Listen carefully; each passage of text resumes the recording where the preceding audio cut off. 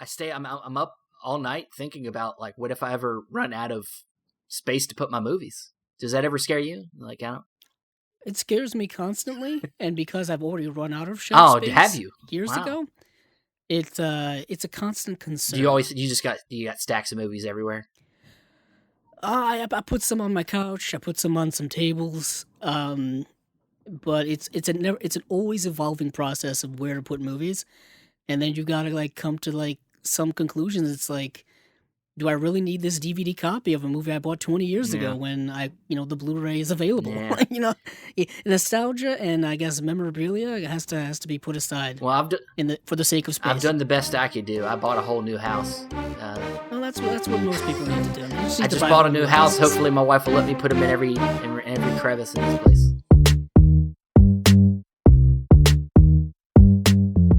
We are back here on a new episode of Chasing Labels, with your co-hosts, me, Andrew Cabral, and my friend in filmdom, Stephen Billings. I'm here.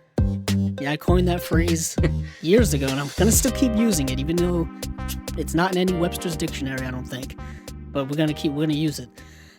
And in this episode, there's been so much happening in the last 2 weeks that we can't cover everything, but we're gonna cover a lot of it. Yeah, we knew that we were going to run into Criterion Indicator. Probably, we knew that was going to be the big ones. But for some reason, every other label decided this was the time of the month to release something. It's a little overwhelming, but we did our best to narrow down some interesting releases out of all the slates, and we're going to try to discuss as much of it as we can to see if we can excite you about some of this stuff. But before we do that, how's it been going? How you been doing? It's been going well. I mean, 2 weeks goes by faster than you think, because we record every 2 weeks. I'll say this, a month goes by faster than you think, because it felt like just the other day we were talking about new Criterion release announcements and new Indicator release announcements. We're back again. Now we're already doing it again. And if, before we get into any more movie talk, you can find this podcast on Podbean and Apple Podcasts. Share it with your friends. Please comment. Please rate us. We're loving doing Chasing Labels. It's been fun so far, and this is going to be heavy lifting on this episode. But we are going to get some help soon on some of our future episodes. We're actually lining up guests. If there's anybody out there that feels like they have some stuff to say about some of these film releases, please contact us. Maybe we can set up something. But next episode, I want to go ahead and announce. Next episode, we have Mr. Aaron West, who is a friend who runs the Criterion Now podcast, and he's going to be coming on to talk with us about something we don't know yet. I don't want to spoil it, but he will be joining us next episode, so get excited for that. And yeah, anything else? Anything else before we get into this mountain of movie talk? No, nothing. We got to get into it because every single studio decided to announce releases this week, pretty much. It is. Or not this week, but the last 2 weeks. And we're going to start with our old friends, our old, somewhat reliable, recently not so reliable friends in Warner Archive. Update, if you've been following the chronicles of this Chasing Labels story, it's like a multi-part issue now. Finally, my Warner Archive order that I talked about back in our first episode is finally shipped to me. I got the shipping order yesterday, and I immediately messaged Steven to tell him about the good news, because it has taken literally a calendar month. I ordered on March 15th, and it took until April 16th for them to ship out my order. That's never happened before in all the times I've ordered from Warner Archive or really anyone else, unless it's a pre-order. Yeah.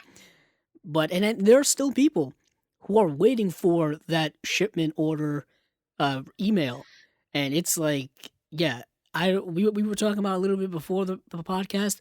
They must have shut down this whole operation like right at the end of that sale, because it's been a bit of a mess. But the good news, there's a light at the end of the tunnel.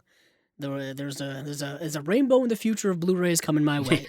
But the buck doesn't stop there, because we've got a whole slate of releases. Well, let's hope they keep coming. I mean, we still don't know the future of Warner Archive, but they are on Amazon now with their shop, and let's hope these releases keep coming. And the first one we're going to talk about is just a confirmation. We talked about in our last episode that The Drunken Master 2 was going to come out, and it was April Fool's Day, so we weren't really sure. But now it is confirmed that it's coming out.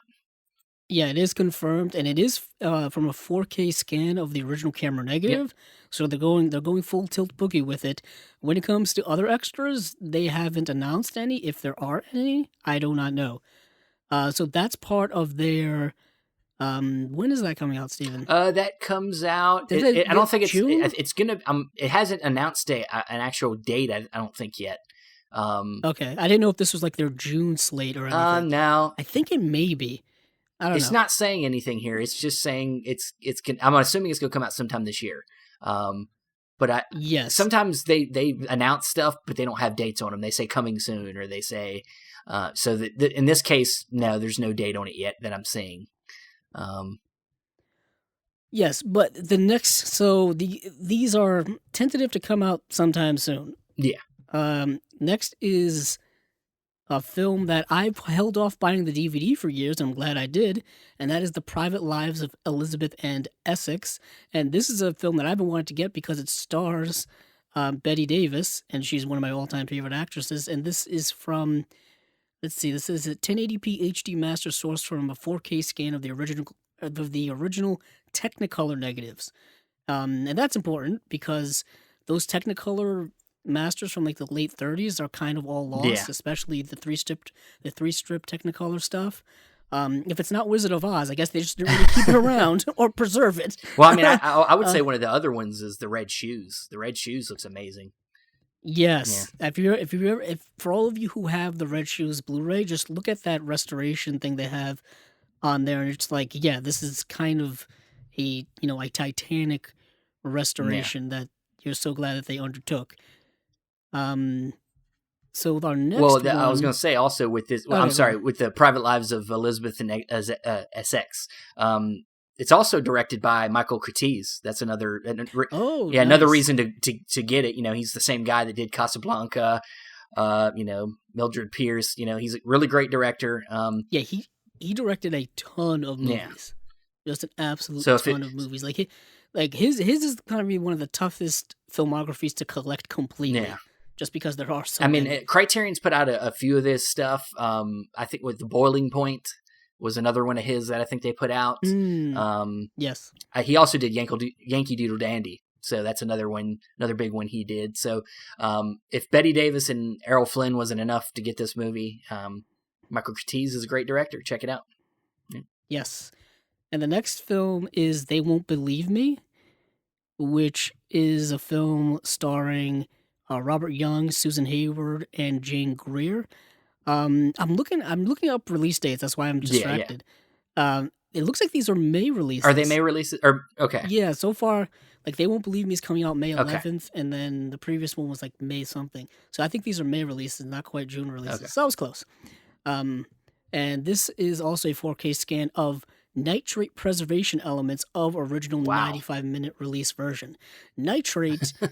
For those of you who don't know what nitrate is, that's what film used to be made of. Yeah. Exactly. Yeah. And nitrate, we talked about this when we talked about our film preservation episode on a Cinema Discovery Project, where the reason why a lot of the old classic films were lost, or the reason why we have such crappy elements now, is because their original nitrate prints just spontaneously combusted because they were so flammable. They would just light up like the 4th of July. Yeah. But yeah, this is a film that's also in black and white, and that's. I don't know much about this one. No features. Yeah. Neither do I, but I love the cast. Yeah, I like the tagline as well. He lived a lie that led him from one disastrous love to another. Well, that sounds like a film. Seems dire. Sounds like a film noir to me. It is 1947, so it is in that wheelhouse. Yeah. Next up is The Yearling. Yes. Which is starring Gregory Peck and Jane Wyman. Gregory Peck just had a birthday recently. I mean, he's passed now, but people celebrated his birthday. And this looks like 4K scan of original Technicolor negative. And this does have a special feature: Screen Guild Players radio broadcast Cartoon Cat Concerto, and the all-important theatrical trailer is on there. Well, this is a Best Picture winner, or I'm sorry, a nomination, not a winner, Okay. but it did win Best Art Direction and Cinematography, and this is like one of them like movies that back then probably was like something interesting and new, but like now it's only like family kids movies, which is it's basically about a kid Perhaps. that adopts a baby deer, and then it's like hijinks ensues. It's a very endearing cover to the Blu-ray. I also really love how Warner Archive just uses some form of the original posters or close to the original posters. None of the new terrible Photoshop garbage we get nowadays. It looks like it was nominated for 7 Oscars. Yeah. I'm into it. Yeah, I mean, I'll check it out. The next one is probably one that I'm super happy about. Wait, you're you, so are you sure? Yeah, I am me, so I am definitely happy about this. And that is Mr. Blandings builds his dream house. I've seen this movie. I own this movie on DVD in a like TCM Classics Cary Grant collection. And yeah, the movie stars Cary Grant, Myrna Loy, and Melvin Douglas. An amazing cast. It's a great like screwball-esque comedy where if you've ever seen the movie what's that movie with Tom Hanks and Shelley Long? Oh my goodness, where he buys the house and the house is just falling apart. It's kind of like that. Oh, shoot. I'm gonna look. Sleepless in Seattle? I don't know. No, I don't know. You're close, though. I know. I'm just. I was like, what's a Tom Hanks movie? Oh, The Money Pit. It's called The Money Pit. I haven't even seen that movie. I'm sorry. You've never seen the movie? No. I bought it a few years ago on Blu-ray just because I wanted it. But yeah, basically, this is a great comedy starring Cary Grant. It's right in that. Yeah, it's 1948. This comes with from a 4K scan of original nitrate camera negative. There are some special features on here. Classic cartoon, House of Tomorrow, Lux Radio Theater with Cary Grant and Irene Dunn, Screen Directors Playhouse with Betsy Drake and Cary Grant. It's a radio program, and the theatrical trailer. But yeah, I love this movie. It basically, he and his wife move out to this country and they're trying to build their dream house, and it's just a mess. Yeah. It's just a series of hijinks and just one mess after another, puts a strain on their relationship. But yeah, I love this movie. Cool. And I'm so glad it's getting an upgrade. Awesome. Next is Escape from Fort Bravo, 1953. It's sourced from a 4K scan of the original camera negative. Nothing in the way of special features that they've announced so far, unless there's one theatritrical trailer. They didn't have to list that. Well, they didn't have to list it. Well, I don't know why they did. It's directed by John Sturges, and we know him. He's done he's done a few good movies like The Great Escape. But it stars William Holden, Eleanor Parker, and John Forsythe. I actually seen this movie. It's all right. It's a decent Western. It's not like it's kind of in that in between, right before the spaghetti Western started kind of hitting the scene. This came out in 1953, so yes, it's in that middle ground where I think the Western's kind of getting stale, maybe. But it's a decent Western. It's about like it's like during the Civil War, and there's like these Union soldiers that have captured some Confederates, and they escape their camp, but they're like in the middle of the desert, and there's like a lot of like Apache Native Americans that are out there. So basically they're surrounded by the Apaches and the Union soldiers that are on their trail. So it's like kind of like a, hangout movie in the desert trying to escape, kind of. It's okay. It's not bad, but it's not like, I wouldn't say I'm super excited for this one, but it's a decent film, decent Western. Nice. Well, next up is a film called The Tender Trap, and it is from 1955, and they are utilizing 4K scan of the original camera negative, and there are some special features on here. There is Frank in the 50s featurette, excerpt from the MGM Parade featuring Debbie Reynolds, excerpt from the MGM Parade episode 8 featuring Debbie Reynolds again, and the theatrical trailer. I don't know if you could tell, Steven, this movie stars Frank Sinatra and Debbie Reynolds. Really? as a pair of romantic opposites in this romance classic. Yeah, I think it's like, I think Frank Sinatra plays like kind of like a womanizing guy, which makes sense, I guess. Yeah, not that big of a stretch. Yeah, and I think he like meets some other like couple, and then basically both couples kind of like fall in love with the opposites. Like he falls in love with his girl, and they fall in love with it's a musical.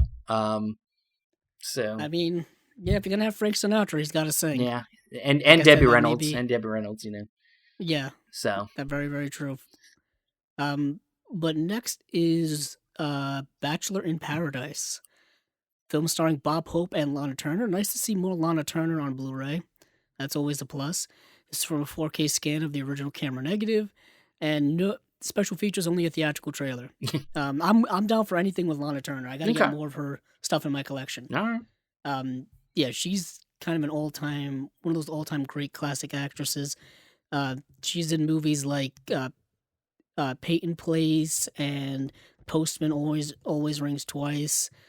Imitation of Life, she was in. That's a great movie. Douglas Sirk film. The Bad and the Beautiful. Yeah, I love the reference to her in one of my favorite movies, LA Confidential, where they go into that bar and Guy Pearce thinks that the girl that's with that gangster guy is not Lana Turner. It's like some fake, but it actually is Lana Turner. And she slaps him in the face. Yeah, it's pretty great. We covered that film entirely on Cinema Discovery Project. Yes. So it's in our archives, or season 1 of the podcast. Yeah. And so more Lana Turner, the better for me. So is that it? Or are there that more? Is it for Warner Archive. That is it for Warner Archive. Yeah, so that's their May corridor of films, I believe. Yeah. And that's some stuff in there that I do want to get. Yeah. There's, Warner Archive, like we've said before, has always got, they got a great catalog and they have a lot to offer, and they're not nearly as crazy as Kino, which is what we're heading to next. Oh, here we go on the Crazy Train. Yeah. You know that song "Crazy Train" by Ozzy Osbourne? I've never heard of it. Never heard of it before. Yeah. Anywho, it's this popular song. They play it at every single sports stadium on the planet, probably. And Kino has taken that motto seriously because every single day since our last podcast, I think they've announced some new release in the future. It's amazing. Instead of giving us all of them at once, no, let's do them one at a time per day. Well, we decided to pick a few to talk about. And the first one I'm gonna list here is they announced for July 27th they're bringing out on Blu-ray DVD Stranger on the Run from 1967. It stars Henry Fonda, and this is directed by Don Siegel, who is, he's done some stuff you might have seen. He did he directed a shit ton of Invasion stuff. of the Body Snatchers, The Killer. He did The Killer. He also directed a lot of early Clint Eastwood stuff. Yeah. Oh yeah, definitely. Yeah, he directed. He did Escape from Alcatraz, and I think he directed Dirty Harry. Yeah. But this is like a western. He Henry Fonda plays like a drunkard who escapes from prison, and basically he's looking for, I guess, a woman he loves in this like railroad town, and basically it's the police after him kind of movie. It's I have never seen it, but it's Henry Fonda. It's a western. It might be good. It's got a brand new HD master from a 2K scan from an Interpositive. They got a new audio commentary by film historian, screenwriter Gary Guarani.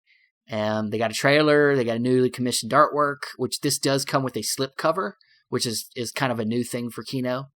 What do you think about Strangers on the Run? Anything with Henry Fonda, I'm always down for. Yeah. I'm always down to watch any of his stuff. I'm always down to get any of his stuff.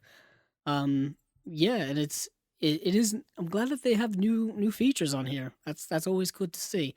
Yeah, and like you said, Steven, the slipcover thing is kind of new for them. Yeah, they've done it in the past, but they're doing it more frequently now. Oh yeah, and I don't know if the slipcovers are limited to they're only their first print or first run or first 1,000 copies or whatever. But I don't know how limited those slipcovers can be. Yeah, I'm just if you're a slipcover nut out there like myself. Yeah, I'm assuming they're limited, and eventually, like any Blu-ray that we get out in the market, a lot of times the slipcovers just stop coming.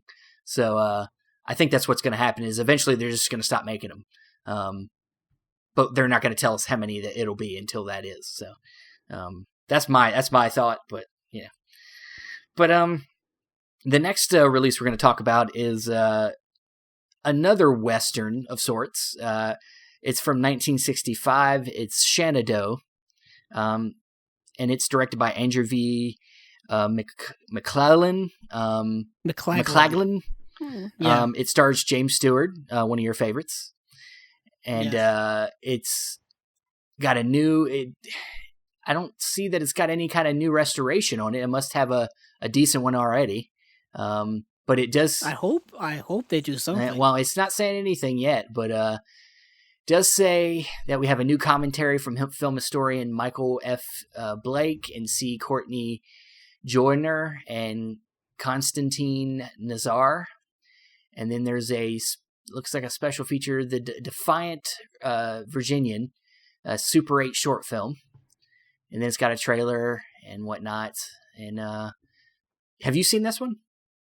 Yeah, I have this on DVD actually, Okay. and I have seen it, and it's really good. Like I really love it. It's a darker, Yeah. like I mean, it's a '60s western, so the '60s westerns are kind of darker, Yeah. and it's a pretty dark western. I believe, yeah, this film is basically Jimmy Stewart's character and his family are like kind of they're just like it's set during the Civil War, and it's a drama, but like his family doesn't want to be a part of the Civil War, so they're just kind of like they just stay out of it. Yeah. And he's in Virginia, but he doesn't want to join the Confederate Army because he's against slavery, and he's just not joining the North. They're just staying out of it. But what happens is I think one of his sons gets taken prisoner, and basically he and his other sons have to go on this journey to find his son that's been taken prisoner, and it's a really harrowing, really solid Western film. And I'll say this though, when I initially became a fan of Jimmy Stewart, I didn't think that he would be believable in Westerns, because you see him in like, the Frank Capra movies of the 30s and It's a Wonderful Life and stuff like that, and you're like, there's no way this guy could be believable as a hardened Western, character actor person, but he's totally believable in all the Westerns I've seen him in. And this one's really, really good. It's an older Jimmy Stewart, so he's more like Grizzled. like a patriarch, like of a family. Okay. Yeah, I dig it. I just hope they do something with the transfer, because the only thing we've had is that old DVD from like probably the mid 2000s. Well, hopefully they do. I didn't see anything, yeah. but hopefully they did. But awesome. Yeah, I like the plot. The plot sounded kind of like the movie The Patriot with Mel Gibson. Makes me kind of think of Jimmy Stewart in the Mel Gibson. Yeah, and then Heath Ledger gets taken away, and then he has to like go after him and like tomahawk somebody in the back, and that's what I'm hoping for. But awesome. That's probably going to be one I'm going to get right off the bat. The next one we're going to talk about is a film from 1948, All My Sons, directed by Irving Reyes. It stars Edward G. Robinson and Burt Lancaster. And it's going to have a new 2K scan of the inner positive. Doesn't look like there's any special features that I can see. At least not yet. Probably has a trailer on there. They like to throw that trailer on there. But have you seen this one? I haven't seen this one. I have not seen it. But I'll watch anything with Burt Lancaster. Oh yeah, and Edward G. Robinson to an extent. Yeah, great character actor. Yeah, yeah. I once went on just a Burt Lancaster marathon of movies because Criterion Channel had just a whole collection of his stuff. So I was like, I got to blitz through all of them before they leave. But this wasn't on there. This looks like an early Burt Lancaster. Yeah. I'm pretty sure this is a film noir. I mean, at least the plot leads me to believe it's kind of maybe a thriller aspect to it. It's basically Burt Lancaster. I mean, Burt Lancaster plays Edward G. Robinson's son in this, and basically Edward G. Robinson, who is kind of like a businessman, I think. Kind of he does a criminal act and then frames his business partner, and his business partner goes to prison. And then years later, Edward G. Robinson's son, played by Burt Lancaster, marries the daughter of his business partner. So it's like some kind of like dramatic, twisted turn of fate, going on in there. So we'll see how. I'd be interested in watching it. I might want to watch it before I buy it, but yeah. Yeah, apparently it's also based on a play. I like movies based on plays. Do you now? I do. Well, I can tell you that the next film we're talking about is probably not based on a play. So if that disappoints you, I'm sorry. But the next one... Okay, I forgive you. Yeah, okay. So the next we're going to talk about is... it's a movie that's got two titles. It's called Chino, or a.k.a. The Valdez Horses. This is directed by John Sturges. And it stars Charles Bronson. And this is another Western. It's got... I don't see anything about new restoration. Let's see. No, it's got a new 2K scan from 35mm print.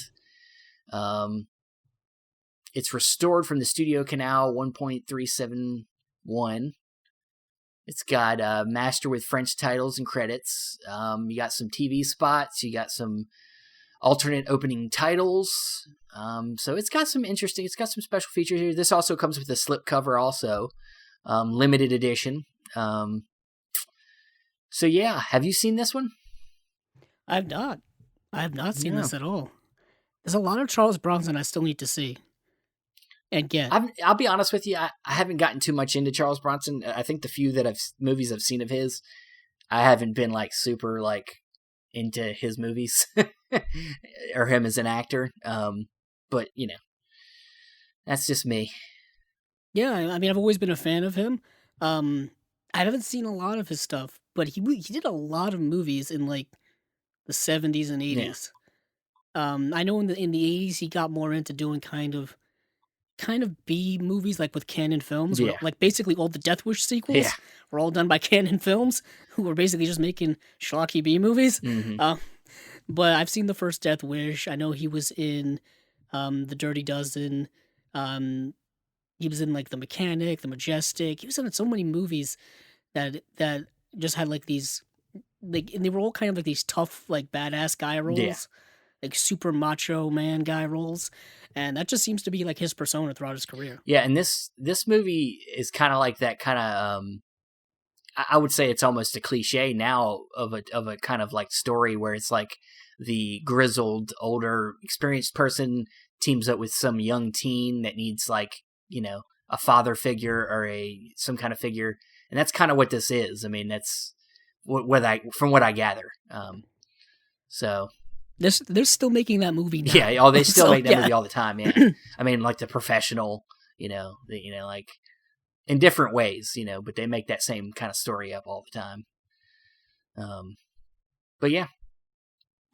And next, we got another Don Siegel film here. Now you talked about how he's. I see a trend. Yeah, you see how he. You said how he worked with Clint Eastwood a lot, and this is one of them movies coming out August 3rd. You got Coogan's Bluff from 1968, and this actually has maybe a couple. It's got a couple good commentaries on here. It's got an audio commentary from filmmaker Alex Cox. Nice. And got one from another commentary from Sledgehammer. I don't know who that is. Creator of Alan Spencer. I don't know. You know what that is? No, it just says audio. It says new audio commentary by Sledgehammer! Exclamation point.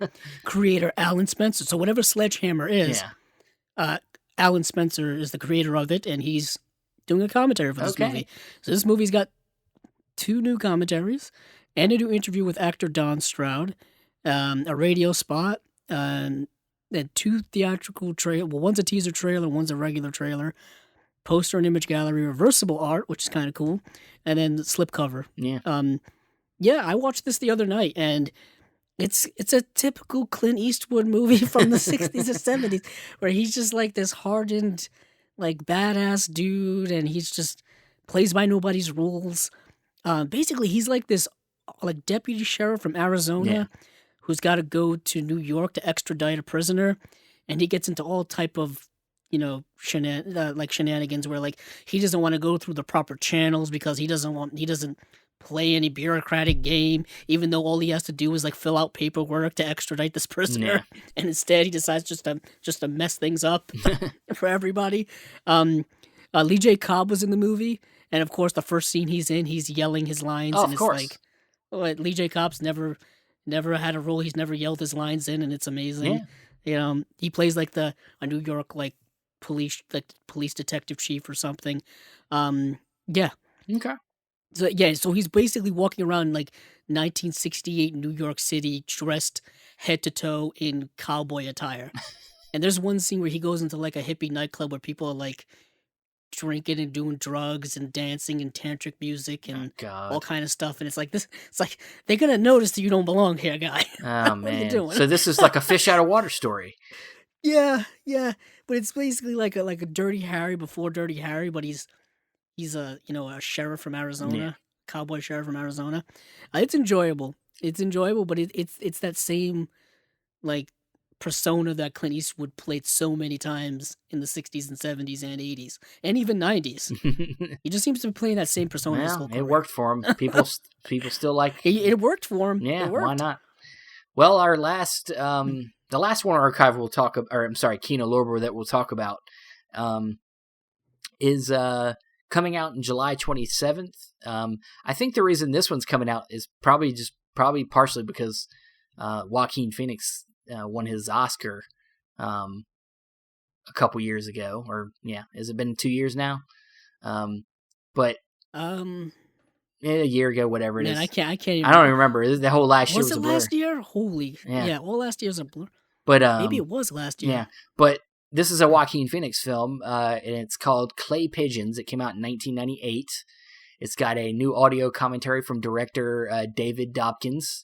And David Dobkins, he's kind of, I think, a mainstay of a few of these actors. Like Vince Vaughn's also in this movie, and he's done Wedding Crashers, and he's done some, I think he did Fred Claus. I think he did some stuff with Owen Wilson and stuff too. So he's kind of a mainstay with the comedy scene. But this also stars Janine Garofalo. I think Scott Wilson plays a sheriff in this too. I haven't seen it, but I looked at the trailer and it looks pretty enjoyable. Yeah, I always love watching movies that, famous actors or well-known actors or actresses that we know now were in early on in their career. Yeah. You can kind of see where they got their start. Yeah. And I know Joaquin Phoenix had been in stuff much, much earlier than this, but this is pre-Gladiator Joaquin Phoenix. You know what I mean? So it's before he became, relatively well-known. Yeah. Which is kind of cool. Yeah, this does have a new audio commentary, like you said. 5 TV spots. I don't know why that's something to write home about, but 5 TV spots. Nothing in the way of saying what, where the master or where the transfer is coming from. Janine Garofalo, I've always been a big fan of. Janine Garofalo actually went to the same college as I did. Oh, okay. But I don't think she ended up finishing there. I think she ended up dropping out because she hated it. But anywho, yeah. So I'm looking. I was actually glad that you mentioned this because I wanted to add it to the slate of releases, and that's about it for Kino. There's a few more releases, but we can't cover everything. Yeah, dude, they're out of control. They're out of control. There's a movie here. Actually, I just want to mention this movie quickly because it connects to a movie we're going to talk about later. Slow Dancing in the Big City, starring Paul Sorvino, is also coming out in July. I want to mention that because there's another movie starring with Paul Sorvino in it that we're going to talk about soon. Okay. So I wanted to make that connection. All right. I mean, and that does have a new 2K scan for Interpositive. It's got new interviews with composer Bill Conti and actor Nicholas Coster. So they're putting in some. Hey, I like Bill Conti. But it's one of those combined Scorpion releasing and Kino Lorber releases. Okay. So that's also kind of important to mention. There's another one here, like a combined Code Red and Kino release. So there's kind of some team ups going on here. Yeah, I mean, why not? Why not? That was interesting. Awesome. But moving on to the next label in the never ending. Where are we going now? Let's go over Shout Factory or Scream Factory for the most part. Scream/Shout. Let it all out. Yeah. Yeah, talk about a slate. They dropped this kind of kicked off the slates of the week this week. We got three big slates just during the week leading up to to this podcast. And this is the first one that really kind of Yeah. dropped. And it's a big one. Yeah, it's a pretty big slate.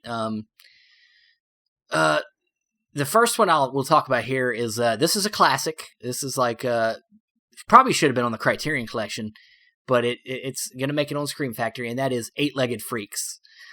Nice. I had never seen this movie until this Oh, week, really? even though I knew about it. Yeah, I just watched it the other night randomly, just so I could say that on this podcast at this very moment. So yeah, I've seen. my week is now I fulfilled. probably saw this movie back when it came out, and I don't. Yeah, it came out 2002. Yeah, so it was in the wheelhouse of when I was a kid, and I probably watched this. I don't really remember it too well, but I know I've seen it, and this stars David Arquette and Scarlett Johansson's in it, I think too. Yeah, very young Scarlett Johansson. Yeah. She plays like a teenage daughter in this movie. Yeah. But this was right before she became this was like 3 years before Match Point. Okay. The Woody Allen movie Match Point, where people started to notice her and stuff like that. This was like right before she started, her career started taking an upward trajectory. This was right around the time as Ghost World as well. Yeah, okay. She was in that film. But yeah, it's kind of a horror comedy. What happens is this toxic waste gets dumped into this river, and all of these spiders start evolving into giant 8-legged monsters. Yeah, freaks. Look, and David Arquette is supposed to be some type of engineer returning to his hometown, and then now the whole town is getting overrun, and they've got to, and he and the woman who plays the sheriff. It's one of those small towns where there's only 2 cops in the town. It reminded me a lot of Tremors, just not as fun. Yeah. But the similar type of concept: small town horror comedy, gotta survive against giant monsters. It's fine. I think it's fine. David Arquette doing David Arquette stuff. Yeah, but I'm not sure when it comes to any details on it. When it doesn't have much. A lot of the details haven't been announced yet. So. Oh, is that what? Yeah. You know what it is with Shout Factory and their imprint Scream Factory is they announce their titles and then they give the details later because they're still working on stuff. Yeah, it says extras to be announced later date. So. Okay. Yeah. I even went to their website to see if there was anything. No, nothing. Where do you want? So what's the next? Well, this to me is the big one, and this is what we both got really excited about when we saw that it dropped, and that is this is a Stephen King adaptation. This is from 1983, and that is The Dead Zone, starring Finally. Yeah, I know. Finally. Starring Christopher Walken, and this is directed by the great David Cronenberg. Big fan of his, and from what I can tell, it looks like the release date's July 27th. This is presented as a collector's edition, will come guaranteed with a slipcover, and has 3 months, first 3 months of the release. I've already pre-ordered this, so I'm getting it. Nice. I also pre-ordered it from Scream Factory, so I'm also getting the newly commissioned artwork that's going to be on a 18 by 24 poster. So I'm going to get that. That's only limited to 700 pieces. So if you want that, you better go jump on that. Jump on it now.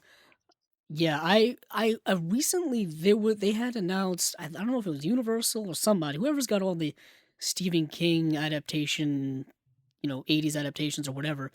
They were releasing a box set of Pet Sematary and Salem's Lot, all this kind of stuff, and the Dead Zone was in it. And it's is that really how we're going to get the Dead Zone here in the United States, is in a box set with all these other movies? But I guess not. I guess we're getting a collector's edition from Scream Factory. And finally, because I know that this is available in a release from Australia, I have it. I have it, yeah. Steven has it. I remember Steven had it. And we talked about all Stephen King adaptations on an episode for Cinema Discovery Project. And this was one that I was yeah, I think it's a great... I really like this movie. It's one of the more tame Cronenberg movies of the time. It's pretty straightforward. I mean, basically a guy ends up having, after a car accident, he ends up gaining the ability to kind of see into the future. He gets like ESP, basically. Yeah, and he starts to get visions that a politician who's running for president is gonna basically end the world. So, like, you know, and they did a TV series later on with They did with who was the actor that played the main character? Shit, I have to look that up. I remember we had that same question when we Anthony Michael Hall. Was it Anthony? Anthony Michael Hall plays the Chris Walken character in this show. I remember when that series came out. Yeah, it was 2002. Yeah. And it was Anthony Michael Hall. Yeah. The show went for like 81 episodes, like 6 seasons. They really, you know, you get a deeper, you know, sense of the psychological stuff.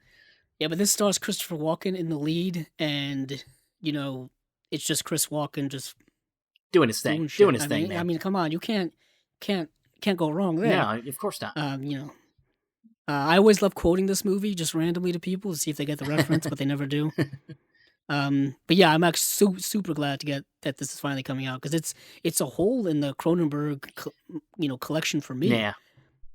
And I'm a completist, so I gotta get all the stuff. Yeah, we just need them to cover more of the '90s Cronenberg stuff, and we'll be good. They'll be good. Yeah.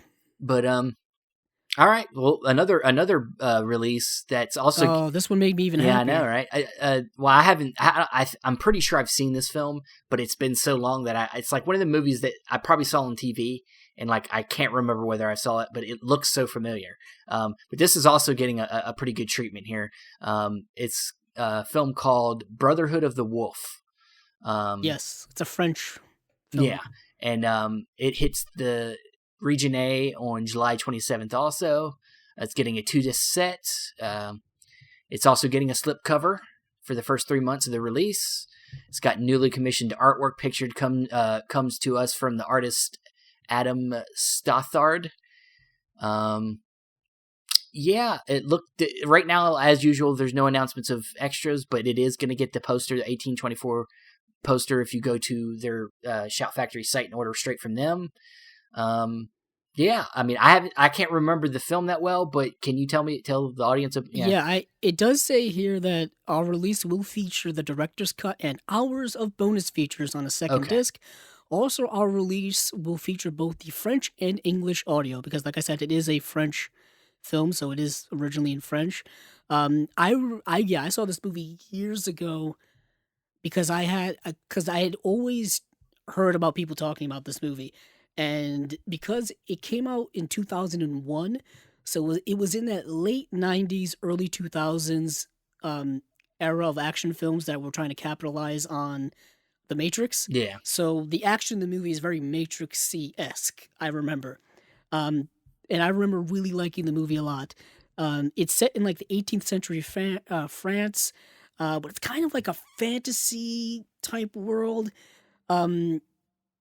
Yeah, basically there's like a mysterious beast that's like killing people, and there's like an investigation behind it. I remember the film also stars someone we've talked about before, Vincent Cassel. Yes. Who was in La Haine. Love that film. Monica Bellucci is in the film as well. And they're on screen together. Vincent Cassel is he's just slime on screen every single time I see him. He really is. Like, he plays just the perfect, like, aesthetically looking bad guy. And I remember him just being awful in this movie as an antagonist. But yeah, I really have always dug this movie. You know, people may watch it today and think it's overrated or overhyped, but I've always liked it. And I've always held out on buying it because I was hoping for a Blu-ray release. And there's been a 2-disc DVD edition that's been available for years. I think it's been available overseas for a long time as well. But it was one of those mysteries that it just wasn't released here. I'm glad it finally is. Cool. And this deluxe version as well. Awesome. So, yeah, next. Yeah, I definitely want to check it out to make sure that I've seen it or not, whether I've seen it or not. So I might even, I think it's available on like Amazon or something to rent. Maybe I might try to rent it and check it out before I buy it. But cool. Now the last few that we have here are actually through the Shout Select section of Shout Factory. So these are considered to be the more I guess you could say critically acclaimed movies that I laugh at least one of these as being critical. Go on. But the first one we'll talk about here is a movie called State and Maine. Yes. And this has a huge cast. Alec Baldwin, Philip Seymour Hoffman, William H. Macy, Sarah Jessica Parker. The list goes on. But this is a movie I have not seen, but it looks like you're going to get... It doesn't have any info on it yet, but it's coming out, I would assume, maybe in July, maybe August. Have you seen... You've seen this, haven't you? Didn't you? I have seen State and Maine. Yeah. I have seen State and Maine because, one of my closest friends, when I first met him, he kept talking about David Mamet. Yeah, okay. And I had no idea who David Mamet was. David Mamet is like a Pulitzer Prize award-winning playwright, but he had transitioned to directing and writing movie scripts like back in the 80s. Some of his movies are in the Criterion collection, like House of Games. Yeah, I think, was it Elena or something like that? Is another one of his. Oh, yeah, or was it Orleana? Orleana, that's it. Yes, which I think also stars William H. Macy. But he had done, I think, the movie Homicide as well, which is also in the Criterion collection. Both of those, House of Games got a Blu-ray release. The other one didn't. But he's also directed, what other, he's done, I'm just looking right now. He did the movie Red Belt, which I think Chiwetel Ejiofor was in. He did that movie Spartan, which is kind of like a thriller. He did a movie called Heist. But yeah, Oleana was the movie you were talking about. But he also wrote, I believe he wrote the screenplay for, what's the movie? No, I can't remember. Let's see. Yeah, he did. I think he wrote the play of Vanya on 42nd Street. He did the screenplay for Wag the Dog. Glenn Ross. That's the movie I was talking about, because it was based on his play, and he wrote the screenplay for that. And for me, when it comes to David Mamet, I think he's a better writer than he is a film director. Mm-hmm. I think he writes, better plays, better screenplays than he is a film director. Yeah. He also, he wrote the screenplay for Ronin, to the John Frankenheimer film. Okay. Which is a great film. So I think he's a better screen. But anywho, getting back to State and Maine, it's a movie he both wrote and directed, and like you said, star-studded cast. Yeah. An absolute star-studded cast in it, and it just seems I didn't expect this to get a Blu-ray release. I wasn't expecting it at all. But it's a welcome thing. Yeah, cool. I'll check it out. I mean, the problem I think with Shout Factory and Shout Select releases is some of their stuff is a little overpriced. Like that really kind of prohibits me from buying a lot of their Shout Select stuff.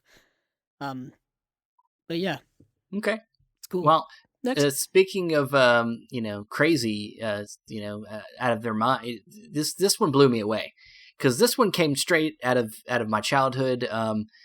And also, I'd like to go ahead and thank them. I guess if I decide to buy this, but I want to go ahead and thank them ahead of time for helping them get rid of this, one of the films in my collection that has a snapper case. And as a collector, goodness, it's ancient. I know, as as a collector, DVDs used to come in these like snapper cases. It's ridiculous. And everything gets stuck on the snapper cases when you line them up on your shelf. Yeah, it's rough. But the film, and this is, once again, I can't believe it's in Shout Select, Little Big League. I can't believe this movie is getting a Blu-ray release. I can't believe we remember. Like I can't believe we remember it. It's like the lesser version of Angels in the Outfield. I was just going to mention that. And also like Rookie of the Year. Rookie of the Year was the other one. It got overshadowed by both of those movies. Speaking of which, we need an Angels in the Outfield. Yeah, we're saying, and look, that has stars in it. That has Danny Glover. That has Joseph Gordon-Levitt. Christopher Lloyd. Joseph Gordon-Levitt. Why doesn't that have like a Shout Select release? Well, I think one, it's owned by Disney. Yeah. And two, if it's going to come out, it's going to come through their like exclusive Disney Movie Club line. Like they released all the Mighty Ducks movies on Blu-ray. Well, this is what's going to happen. Goofy movie. This is what's going to have to happen. They're going to have to do a reboot of some sort, just like they're doing with the Mighty Ducks right now, and then they'll release it on Blu-ray. They have to come up with a reason to put it out. So because people won't just buy it. But tell the people what the premise of this Well, Little Big League is basically about a kid who acquires the ownership of a Major League Baseball team, which in this case is the Minnesota Twins. And he's like 12 years old. Yeah, he's a young kid. I mean, I'm sure. He's a baseball kid. He's like a fan of baseball, but he's not. He's never owning a team is a big responsibility. So the movie's about. I mean, it's been a long time since I've seen it, but I would assume, if I'm remembering correctly, it's about how they don't respect him as being the owner, but then they learn from him being a kid. Learning about the beginnings of why you love baseball in the first place because he's a kid. And it's like I said, it's a little overshadowed, but I don't think it's as good as the two other movies we talked about. I like Rookie of the Year and Angels in the Outfield more. Yeah, it's like a. It's kind of culty. It's a movie. It's kind of culty. Yeah, it's a movie you watch when you're a kid, and you're like, how cool would it be to own your own favorite sports team? You know what I mean?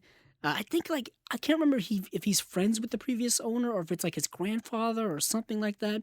But the previous owner passes away and basically leaves him the team in his will. Yeah. And it's like, oh, that's nice of you, I guess. Thanks. I guess I know what I'm doing. Yes. But it's, if anything, if I decide to buy this, it'll be because of nostalgia. And to replace the DVD I have. Got to get that out of there. Yeah, got to get all the weeds out of my collection. But and the last select we're going to talk about here is actually a big one here. This is a Oscar-winning film. Yes, we are moving way at the other side of the spectrum. Speaking of let's do this. It's opposite day now, and now we're going to talk about a film that's critically acclaimed. It won Best Picture. The director won Best Director, and it's the Roman Polanski film, The Pianist, starring Adrian Brody. Honestly, I'm a little embarrassed to say I haven't seen this yet. Yes, I have seen the movie. It won Best Actor, Best Director. Did not win Best Picture. Oh, did it not? I thought it did. No, 2003 so would have been Chicago. That was the Chicago. Then it should have won Best Picture.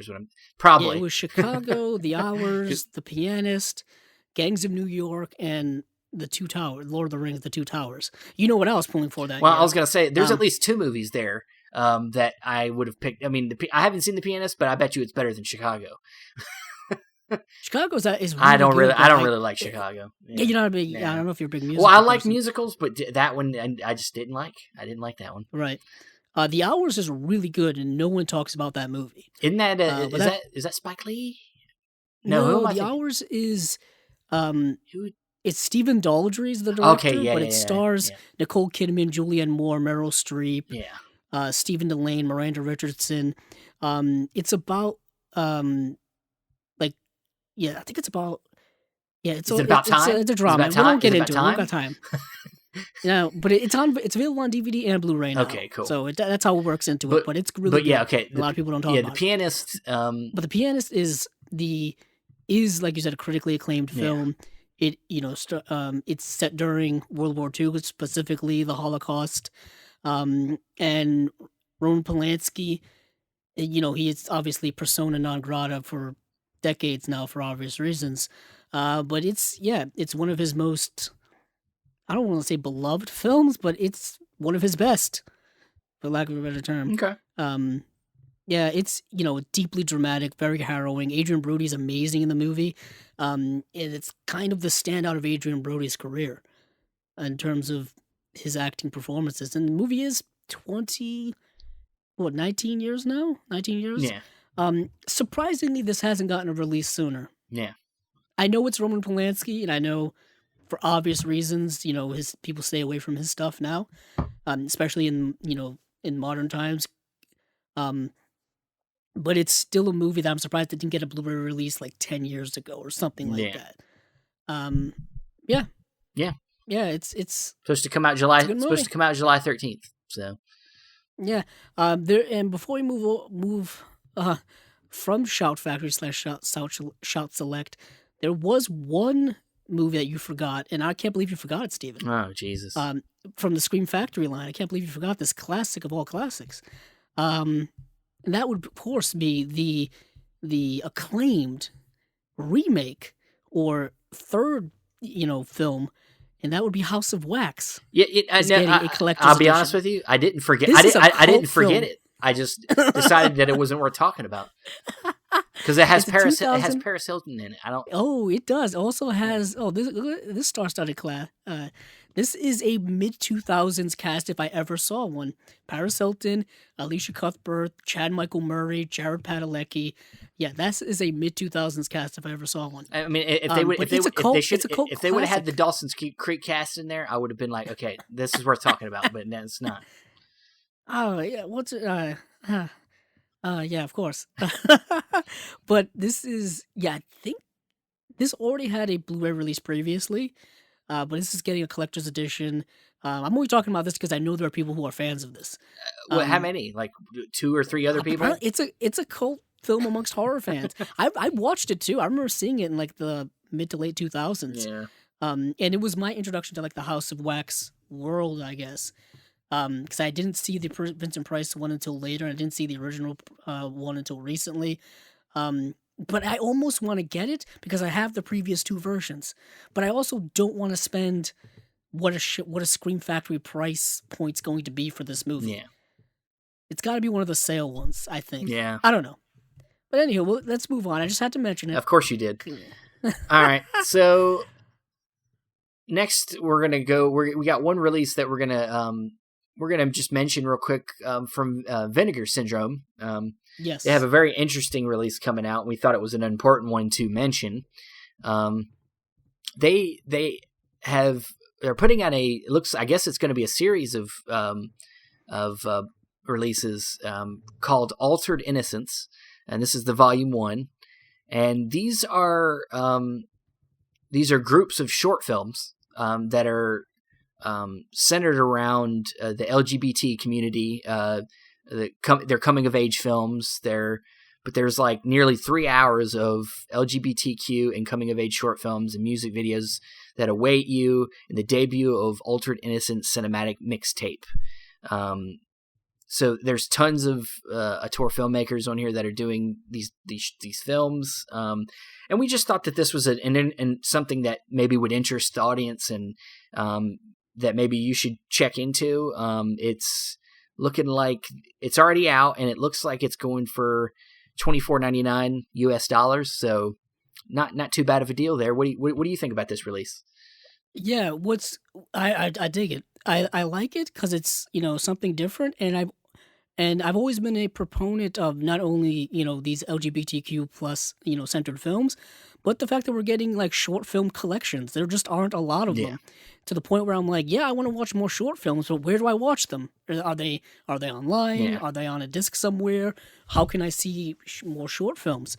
And what is really cool about Vinegar Syndrome is if you go to their website, I think all of their releases are limited, but on the page for their releases, they tell you how many are left in stock, so you know when to order. Like if it goes from like 1,000 to 500 in a day or two, you know that it's a hot item and people are buying it, so you better order it now. Basically, it's one of the only sites I've ever seen that does that with their stock. No one else seems to do it, so you never know when things are gonna go out of print or sell out somewhere. But on their site, you can tell. Yeah, and their stuff is limited edition, and they tell you it's limited edition. Yeah, I think it's down. I think this release is actually down to about 700 and something releases. Yeah, I'm on there right now. It says 772 left in stock, and I think they started out at 1,100 copies. Yeah. So people are buying them. Yep, definitely. So if you want to grab this, I would do it soon, because that's a pretty good price, I think, for a large collection of short films. 3 hours worth. I mean, that's not too bad, I don't think. Yeah, it's 164 minutes worth. Yeah. So, that's one. Could never tell between what a 6 and an 8 looks like, depending on the font. And check out Vinegar Syndrome's other stuff too. Definitely. I'm only starting getting into their catalog, so I'm not the one to go for recommendations. I'm starting to look to it. I'm always kind of searching around, looking to see what other labels are putting out, to see if anything entices me. So I don't think I have any of them in my collection yet, but this will be the first one. So cool. And now we move on to, we have 2 more labels to talk about, and these are the big guns, at least in our eyes. And for us personally, for us personally, it's the ones we I think we both spend the most money on. And that and Criterion Collection is going to be the is that where you want to go first? Yeah, let's go Criterion. Okay. You lead us through this. Yes, so these will be the July titles. Yes. So these will be coming out right in the middle of the, if you're here in the United States, so, or if you're near one of these stores, the Barnes & Noble 50% off Criterion sale, or, if you can get it online through shipping or whatnot. If the sale is indeed happening again this year, these should come out during that sale period, which is perfect time to buy some of these. Yeah. First up here is Bringing Up Baby, which when I saw this, I screamed so loud in joy, because every time I go by my shelves, I see the old 2-disc DVD version, and I'm like, when am I going to get a Blu-ray of this movie?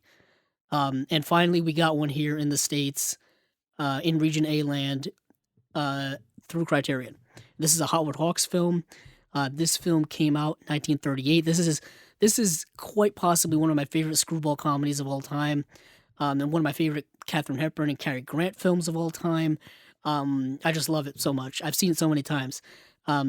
Basically, Cary Grant is like this paleontologist, and he's like this really stuffy kind of scientist guy, and Katharine Hepburn's the complete opposite. She's very loose and carefree, and but she's really smitten with him, but he's beholden to someone else, so she's trying to like win him over the whole time, and so she just like tricks him into like all kind of shenanigans. Yeah, and she has a pet tiger that's called Baby. Or, it's the term Bringing Up Baby. It's a leopard, I think.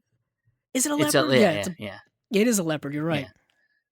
And basically, what happens is this leopard gets a hold of this dinosaur bone, and Cary Grant has to get it back, but then like a dog buries it in the yard in her Connecticut home, so he has to stay there until he finds it, and she's just trying to keep him there for as long as she can because she loves him. It's really, in just chaos ensues. It's hilarious. It's very much. I mean, it's very much a very like you said, a screwball to the. Yeah, it's a atypical screwball. Yeah, comedy. I mean, there's not much in the sense of plot. It just is more about the shenanigans than anything that happens between the two. And I'll say, out of the Cary Grant performances I've seen, this is one of the most, like, I think, different of him I've ever, like, because he's playing kind of a doofus of sorts, even though he's supposed to be smart. Yeah, he's kind of playing a doofus. Yeah, this was right around the time. This was around the time of His Girl Friday. Yeah, and this movie are around the same time. This is when the Cary Grant, comedic persona, on-screen persona that people would know him for started to first show up. And this is where that really puts him on the map. And I just love Katharine Hepburn so much. I thought she was fantastic. She's exhausting to watch sometimes because she talks so fast. So she talks so fast. You're like, God. That's that Howard Hawks like dialogue, like from His Girl Friday, where they're just going back and forth, and it's just you're going 100 miles a minute. And I think this was one of the films that kind of got her out. I don't know if this was around the era where they labeled her like box office poison, and this was one of the films that kind of got her out of that, or if it was slightly later when she started doing films with Spencer Tracy, because this was before she started doing films with Spencer Tracy. And yeah, because I think their first film together was The Woman of the Year, which came out, I think, 1940, 1941. Also in the Criterion Collection. Also in the Criterion Collection. But yeah, I love this movie so much. And it's getting a new restored 4K digital transfer with uncompressed monaural soundtrack, audio commentary from 2005 featuring filmmaker Peter Bogdanovich, new video essay on actor Cary Grant by author Scott Eyman, who just, I think, did a new book on him. Scott Eyman's done a bunch of biographies about old Hollywood people. New interview about cinematographer Russell Meddy with cinematographer John Bailey. New interview with film scholar Craig Barron on special effects pioneer Linwood Dunn. New selected scene commentary about costume designer Howard Greer with costume historian Shelley Foote. Howard Hawks' A Hell of a Good Life, a 1977 documentary by Hans Christoph Blumenberg featuring the director's last filmed interview. Audio interview from 1969 with Cary Grant. audio excerpts from a 1972 conversation between Hawks and Bogdanovich, trailer, and then English subtitles. And then there's an essay book. And then there's a booklet that has an essay by critic Sheila O'Malley and also short story from 1937 by Hagar Wilde on which the film is based. So a stacked special features package if I ever saw one. I don't know if it's going to carry over all of these special features from the DVD. That doesn't seem to be the case with Criterion a lot. I don't know if you ever stumbled into that, Steven. No, yeah, I mean, I've never owned this movie, so I don't know. Well, that seems to happen with a lot of their stuff, where if it's a Criterion re-release, the special features will be different. Okay. So if you're a completist, you may want to hold on to your older editions. Right. That's happened with like the Manchurian Candidate for me and with Notorious and stuff like that. Okay. So yeah, that's that film. Let's move on to the next film, which is Andrei Tarkovsky film. So it's a heavy film. This is a big one, I think, for a lot of collectors because we've been, I think a lot of cinephiles have been waiting for more Tarkovsky to get Blu. This is one of the specific ones they've been waiting to get a Blu-ray release. So yeah, this is Mirror from 1975. And this has a new 2K digital restoration with uncompressed monaural soundtrack. Andrei Tarkovsky, A Cinema Prayer, a 2019 documentary about the director by his son Andrei A. Tarkovsky. Cool. The Dream in the Mirror, a new documentary by Luis Milne and Sean Martin. New interview with composer Eduard Artemyev. Islands, Georgy Werberg, a 2007 documentary about the cinematographer. Archival interviews with Tarkovsky and screenwriter Alexander Misharin, and New English subtitle translation, plus an essay by critic Carmen Gray. And for the Blu-ray, the 1968 film proposal and literary script by Tarkovsky and Misharin that they ultimately developed into Mirror. So yeah, this is a Tarkovsky film, and there have been a few of his films released through Criterion. Stalker, Ivan's Childhood, Solaris is another one. Andrei Rublev is another one. Those have all gotten the Blu-ray upgraded treatments, and now Mirror. I'm very curious, Steven, if we're going to get a Tarkovsky box set in the future. Well, that's the only thing that would keep me from buying this right away. Well, and I love my Tarkovsky. I mean, from what I've seen, he is. Correct me if I'm wrong. I mean, he's not a director that directed a lot of films. Did he only direct like maybe 10 films, maybe in all? Let me look. The only reason I would even hesitate, but this hasn't stopped in the past, is that some of his movies have already gotten Blu-ray releases. I was going to say the other. I think Kino's put out a couple of his films. Yeah, like Winter. Let's see. He directed. Looks like 12, he did like The Sacrifice. 11. The Sacrifice was put out by Kino. It looks like he only has like 11 or 12. Yeah. So that would, I mean, you could do like an Essentials box set, like maybe kind of like what they've done with Fellini, but obviously a complete box set of his films is probably not going to happen through Criterion. But I mean, do we really need a box set for everybody? I mean, I'll take it. I mean, it makes things nice and compact and saves shelf space. Well, yeah. Well, I mean, unless it's like these damn big ass packages that people keep complaining about, it doesn't. It doesn't save shelf space. You got to find extra place to put it. Yeah, but that's the only thing that would ever keep me from getting this. But chances are, I probably will. Yeah, I'll probably just pick it up. Yeah. Next film is actually a film that you've seen, Steven. That is Deep Cover, which is a neo-noir from the 90s. And this film came out in 1992, directed by Bill Duke. And people probably know Bill Duke mostly for being an actor than being a director. Yeah. But he has directed a few movies. Yeah, he's done a lot of movies, actually. I haven't seen a lot of them, so I'm very interested. But yeah, I mean, this is kind of like it's very 90s. And, when you watch it, it feels like the 90s. But this gives you kind of maybe a little bit of the feeling of like The Departed, which would come later. Kind of following a guy going from being a kind of a new cop, a fresh cop on the scene to going undercover and trying and kind of like dealing with his mortality and dealing with like his morals and like because he has to do bad things to get in with the bad guys, and how that affects him psychologically, and this film deals with all that stuff. It's a little bit more streamlined. It's not like it doesn't jump all over the place with different characters like The Departed, but it has that same kind of vibe, and I really dug it. It was a really and Lawrence Fishburne, has always been one of my favorite actors. He always has a very commanding presence on screen. So yeah, I mean, I would check it out. Yeah, this is an earlier role from Lawrence Fishburne. Yeah. This was right around the time, like Boys in the Hood. Yeah. Lawrence Fishburne. I love the cover. Yeah, the cover's great. Yeah. That color scheme is awesome. Yeah, Bill Duke's actually directed a lot more than I thought. Yeah. A lot of television stuff. But yeah, he's got 72 acting credits and 61 directing credits. So he's had quite a career. Yeah. And this is getting a new 4K digital restoration with 2.0 surround DTS HD master audio soundtrack, new interview with director Bill Duke, a new conversation between film scholars Raquel J. Gates and Michael B. Gillespie about deep cover's place within both the black film boom of the early 90s and the noir genre.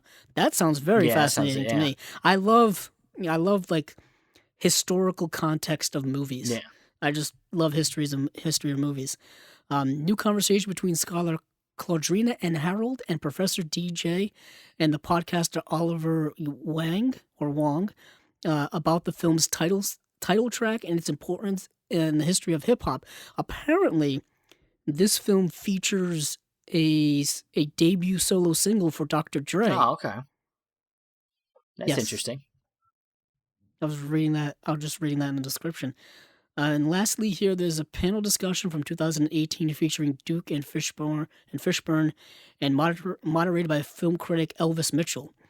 And there's a trailer, and then English subtitles for the deaf and hard of hearing, plus an essay by Gillespie. Cool. Very cool. Very cool. I'm actually really want to watch that movie right away. I kind of don't want to wait for the release. I'm just really fascinated by it. But next up, we have a movie called Working Girls, directed by Lizzie Borden. And this film came out in 1986, right before the year before I was born. I'm just in case you guys didn't know. Just in case you guys didn't know.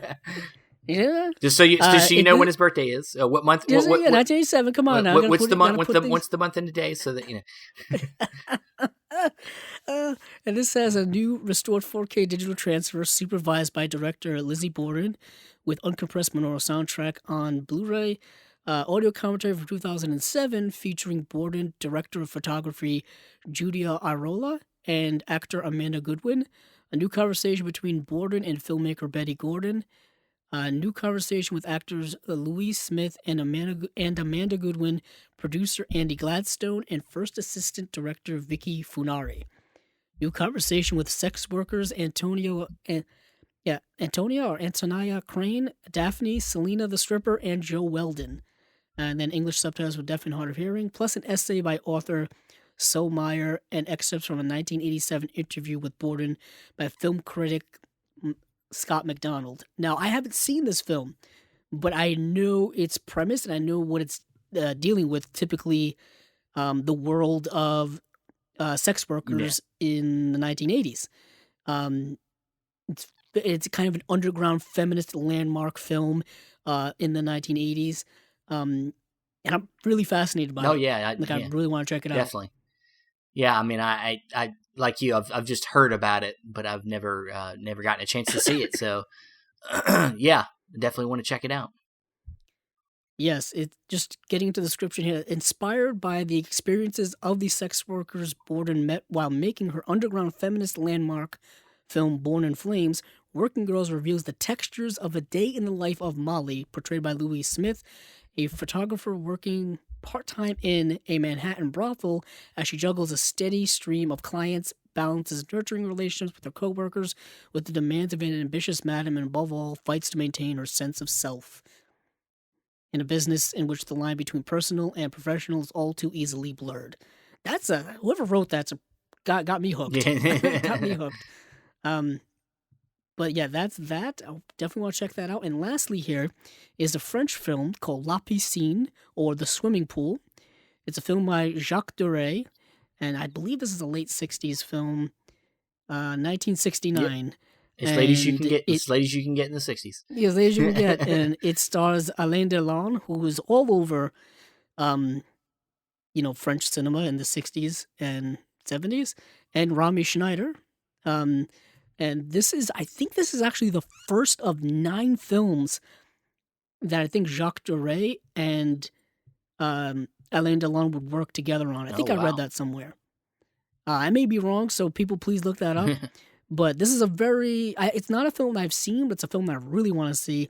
And I was talking to Steven before the podcast, and I was like, apparently it's a very sexual film. And it's like, well, I mean, if you just see the cover of this movie, well, I mean, you can get it right away. I was like, look, it's a French film. I mean, you're about 80% chance that there's going to be sexualness in it. French cinema has never shied away from sexual stuff. Yeah. European cinema in general has never shied away from sexual stuff in their films. Yeah. But just the cover of this Criterion is extremely sexually suggestive. I mean, it's a man and a woman in a sexual embrace in front of a swimming pool.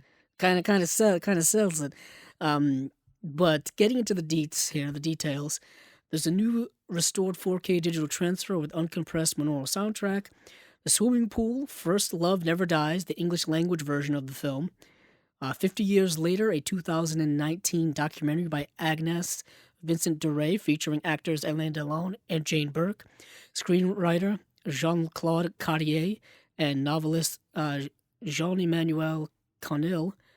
A new interview with scholar Nick Rees-Roberts on the film's cinematic and aesthetic legacy. Archival footage featuring Delon, Burke, and actors Romy Schneider and Maurice René, and director Jacques Deray. There's an alternate ending, and then there's trailers, and then new English subtitle translation, plus an essay by film critic Jessica Kiang. I think that's how it's spelled. Okay. How it's pronounced. Yeah, I'm down. This is another film that I kind of want to watch right away before I even buy it. Dude, calm down. I'm going to need you to calm down. Look. Oh. I was trying to check to see if any of these were streaming on the Criterion channel before you could buy them, because sometimes that happens, or sometimes these titles will show up on the Criterion channel to stream, and then like months later they'll get a release. So it was kind of like a sneak preview almost, but I don't believe any of them are. Yeah, I would like to check this one out before I buy it. So, yeah, that's what I'm going to do. But nice. So that's it. All of them, and those releases are all coming out in July. The last one coming out July 20th, which is not quite the last release day of the month, but yeah. So, Bring Your Baby July 6th, Mirror July 6th. Deep Cover July 13th, Working Girls July 13th, and La Piscine July 20th. Yeah. That's a slate. That's a slate for you. Now we move on to the final one, which is something that came out actually just this past Thursday, right along with the Criterion releases, and that is Indicator. Yes, Mr. Indicator Powerhouse. They put out their July slate. And they got 4 films for us. You know, they've been going heavy on box sets this year, but it looks like they're going to take a break from a box set, and they're going to do 4 single releases this month. And I think these are all very interesting. So what we got here, the first one, we got July 19th. These are all coming out July 19th because, you know, they do a bundle deal. If you buy direct from Indicator, you can get 10% off if you do a bundle.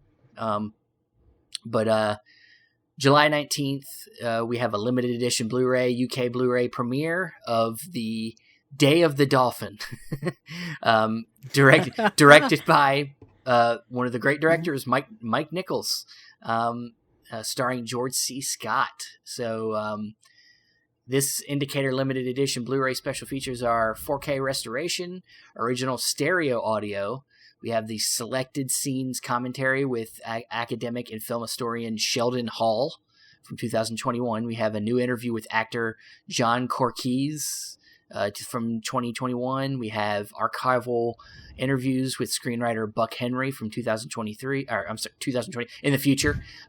Nice. 2003. We have archival interview with actor Leslie Charleson from 2003. We have archival interview with actor Edward Herman from 2003. We have original trailer. We have a Larry Karzazinski trailer commentary from 2016. Short critical appreciation. We have a radio spot. We have an image gallery. We have new and improved English subtitles for the deaf and hard of hearing. We have a limited edition booklet. And it's limited to 3,000 copies. So you've seen this. I watched this, was it last night? Yeah, it was last night. Okay. I watched this last night.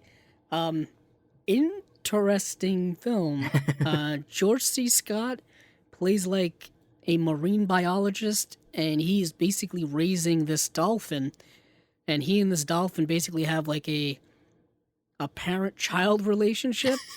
But there's something unique about this dolphin. Yeah. I won't say what it is to spoil it, but it's George C. Scott, post Patton, talking to a dolphin. Yeah. It's a sight to behold. It's directed by Mike Nichols. That's the one thing that baffles me about when I was watching this movie, Yeah. because when I think Mike Nichols, I'm like The Graduate. I'm like The Graduate. Mike Nichols directed this movie. It's kind of a B movie premise with A-list actors, And for the most part. that's exactly why I'm buying it. Is that exactly why you're buying Oh, it? I already bought all these movies. This already happened. Oh, nice. Yeah, the Mike Nichols is no longer with us, but he directed films like, The Birdcage, The Graduate, The Graduate, Catch-22, Silkwood, Closer. Charlie Wilson's War was his last movie that he directed. I've always loved Mike Nichols, but this movie's so odd. It's such an odd film to come from him. It's not. I don't think it's terrible, but it's odd. I'll just say that. It sounds like it's right up my alley. Yeah, and of course, there's the plot where, evil people want to steal the dolphin and all this kind of stuff. Yeah. So he should have been partnered up with Ace Ventura for this movie. I was getting very Ace Ventura flashbacks from this. Yeah, maybe that's what the inspiration was for the first Ace Ventura was the Day of the Dolphin. Yeah, I know. I like the title of the movie, and the artwork is beautiful. Yeah. If not spoilerific, but yeah. Yeah, okay. Yeah, and then what is interesting is we go from Mike Nichols, and then the next one, I guess we might as well just get into it. I know there's two others, but I guess these go hand in hand, I think, is Ishtar. Yeah. Because it's Elaine May, and Mike Nichols and Elaine May were close friends. Oh, okay. And Elaine May, I'll talk about Criterion, Mikey and Nikki is the film she directed that's part of the Criterion collection. Yeah. Starring John Cassavetes and Peter Falk. Yeah. And Ishtar is the last film that Elaine May directed. And this film, I was talking to Stephen earlier, is considered one of the biggest box office flops of all time. It's on many people's worst of film of all time list. And I watched this last night as well. And there's been a whole reprisal of it or reappraisal of this film over the last several years or so, because there was a Blu-ray that came out here in the US in 2013. I guess people have been rewatching it. It's not a bad movie, I don't think. It's not a great movie. It's supposed to be a comedy, and it is, but it's maybe not funny to some people because comedy is so subjective. It's supposed to be satirical, but perhaps it's not. I don't know. For those of you out there who have seen this movie, you probably already know this film has a just awful production in terms of trying to make this movie. The film stars Warren Beatty and Dustin Hoffman, and directed by Elaine May. And apparently, all three of these people had very different visions for what this movie was supposed to be, and they all clashed behind the scenes. They tried to shoot the desert scenes in the real Sahara Desert Oh, Jesus. in the 80s, and it was just a mess. It was just a mess of a production. But I guess I'll just while I'm talking about this movie, I'll just read off the stuff while I'm talking about it, if you don't mind, Steven. Go ahead, I guess. Yeah. Yeah, I guess. I mean, I know Steven was kind of taking You're just going to take over. I'm just going off anyway. Yeah, I guess. It has a new 2K restoration, 2 presentations of the film, the 1987 theatrical cut, which is 107 minutes, and the 2013 director's cut, which is 105 minutes, original mono soundtrack, optional 5.1 surround sound, audio commentary with Refocus, the films of Elaine May editors Dean Brandom and Alexandra Heller Nicholas from 2021. Elaine May and Mike Nichols in Conversation from 2006. Archival video recording of the 2 friends and collaborators discussing their careers following a retrospective screening of Ishtar at New York's Walter Reed Theater. A new interview with songwriter Paul Williams. He did basically Dustin Hoffman and Warren Beatty's characters are singer-songwriters, but they're terrible at it. So Paul Williams, who was the composer, had to purposely write bad songs for them, which is kind of where a lot of the comedy comes from. And then there's a new appreciation with actor, comedian, and filmmaker Richard Ayoade. He's taken a trip into the Criterion closet. That's a fun one. Waiting for Ishtar from 2017, Jonathan Crombie and John Mitchell's charming documentary featuring interviews with Williams, actors Charles Grodin and Carol Kane, journalist Peter Biskind. He's written many books about movies. And David Plum, film critic Jay Hoberman, and others. Original theatrical trailer, image gallery promotional and publicity material, new interview and improved English subtitles for the deaf and hard of hearing, limited edition exclusive booklet with a new essay by Jessica Kiang, archival articles and interviews, and an overview of contemporary critical responses and film credits. And this is the UK premiere on Blu-ray, limited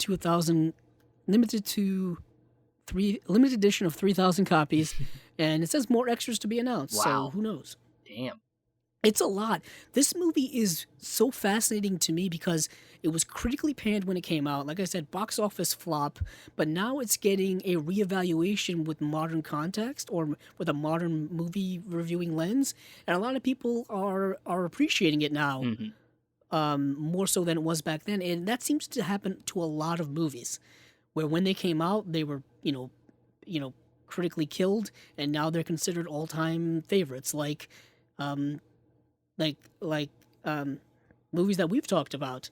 The Night of the Hunter was critically destroyed when it came out, and now it's like a film school classic. The same thing with Vertigo, killed, and now it's considered one of the greatest movies of all time. So who knows? But this is a fascinating release. I'm very curious to get it and to really dive into all these extra features because there's so much context around the movie. And it is Elaine May's last movie, and it came out in 1987, the year I was born, for everyone keeping count at home. He's so vain.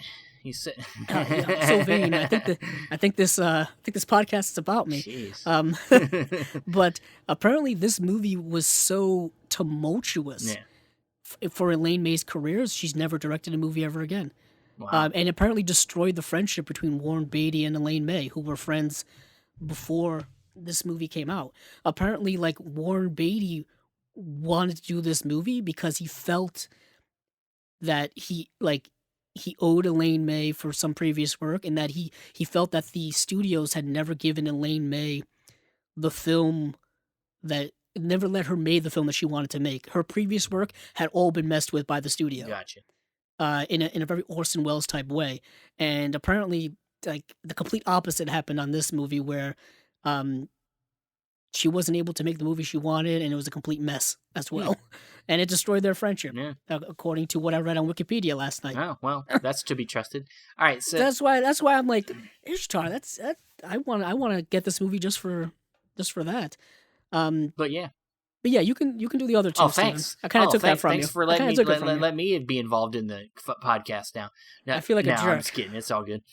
But all right. So we got a couple more releases here. We have this one. This one looks interesting to me because it kind of makes me think about some recent, like The Nice Guys. It gives me The Nice Guys feel, a movie that came out not too long ago, because this looks to be kind of like a comedy noir detective type of story.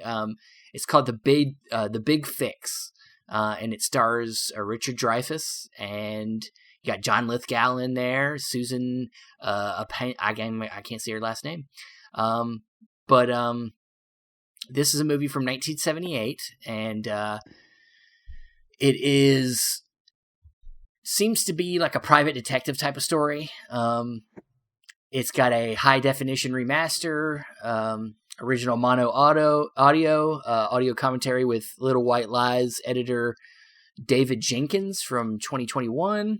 We got a new interview with director Jeremy Paul Kagan from 2021. Man, these are very recent. So they must be just getting them in. We have a new interview with novelist and screenwriter Roger L. Simon from 2021. You got the original theatrical trailer, TV spot. You have an image gallery. You have new and improved subtitles for The Deaf and Hard of Hearing. You got the limited edition booklet with the new essays from Will Harris and archival articles from interviews and an overview of contemporary critical responses and the film's credits. And this is limited to 3,000 copies. I have not seen this, but I like Richard Dreyfuss. I like old school Richard Dreyfuss stuff. This is like right off this successes he had from like Close Encounters. And are you interested in this one? Oh yeah, I've been eyeballing this one for a couple of years. This movie, okay. Because there's a Twilight Time release of this one here in the States. Okay. And I'm curious if it's the same transfer, because it was one of Twilight Time's like later releases, like before they shifted or went. They didn't go. Yeah, they went under, but before they shifted over to the other website, Screen Archive. Yeah. Screen Archives, which is still releasing Twilight Time releases, but they're only releasing like 2 releases or 3 releases every couple of months. It's not like it used to be. But it had a release, so I don't know if it's the same transfer or not. There's definitely probably more special features and new special features here. Okay.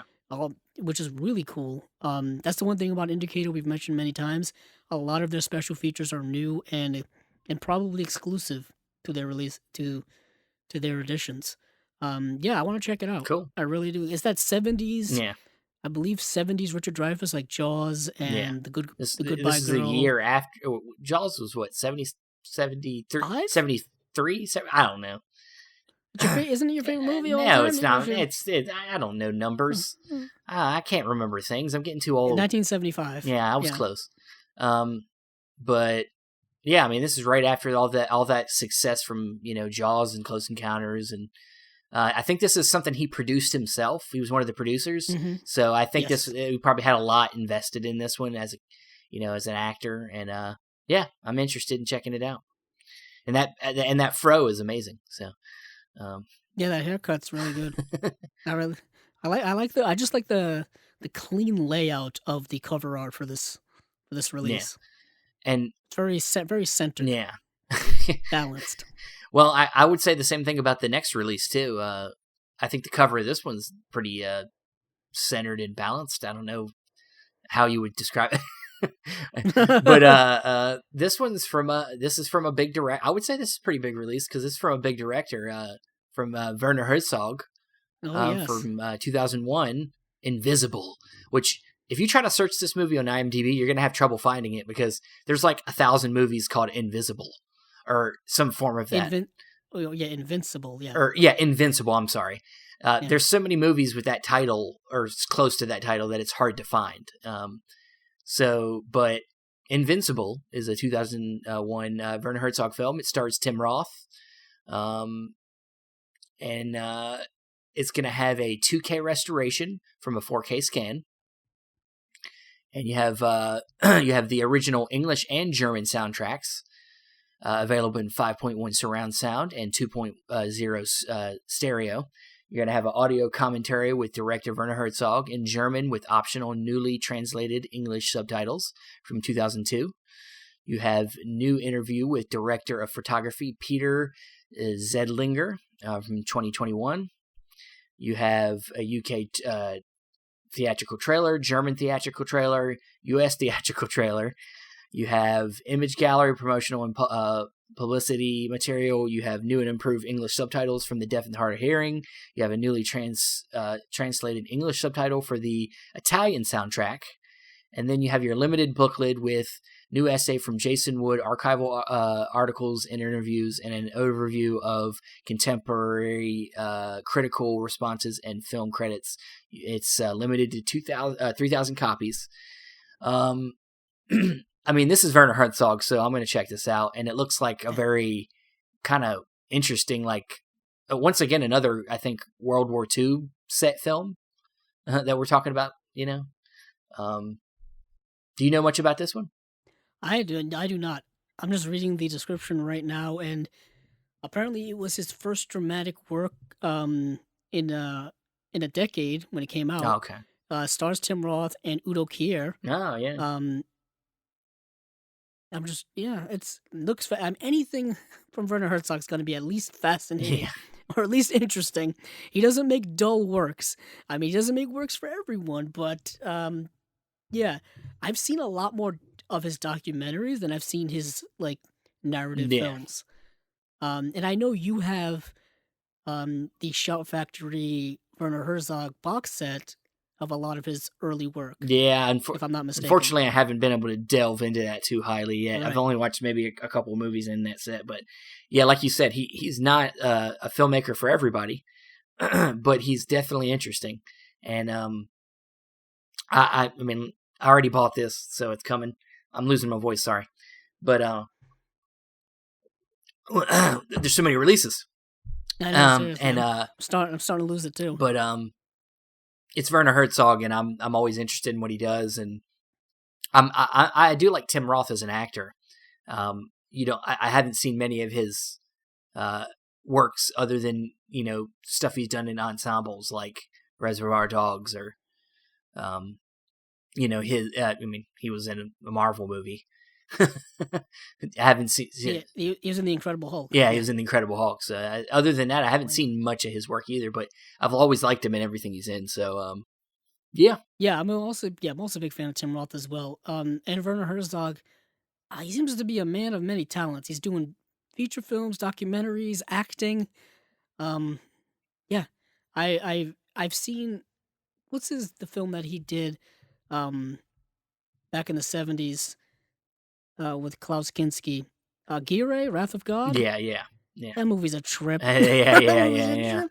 I've really wanted to see Fitzcarraldo.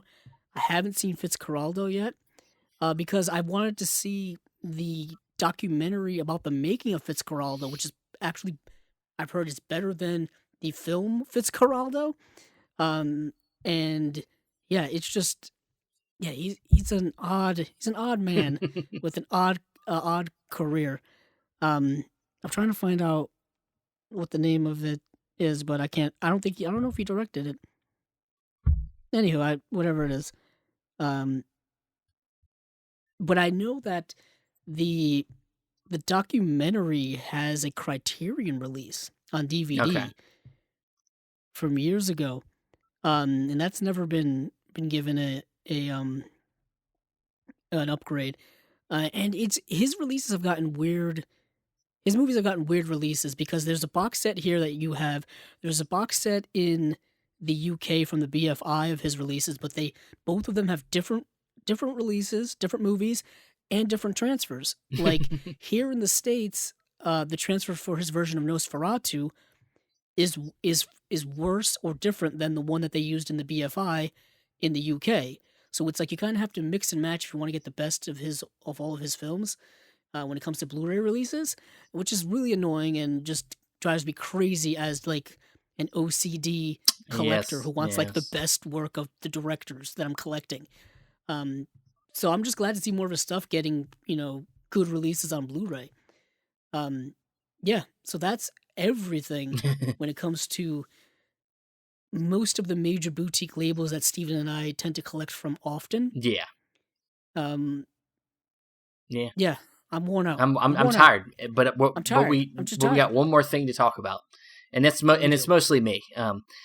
I wanted to just spotlight real quick before we wrap it up.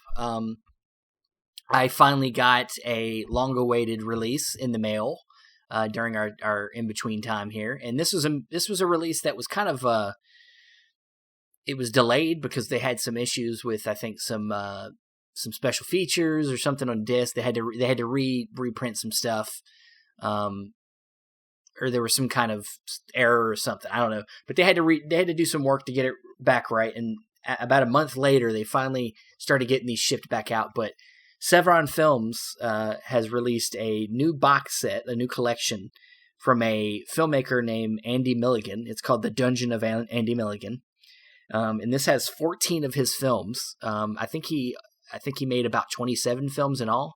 So this is a good chunk of his films. A lot of his films are actually lost, so there's no way to put them out anyway. But this is a good chunk of his filmography, and he is like a B-C level filmmaker, making a lot of trashy sex horror movies, and very similar to Severin. Very similarly put out another set from Al Adamson, who was also another kind of culty horror, sex filmmaker, trash filmmaker. And so I'm very interested in this stuff, and these sets are very gorgeous.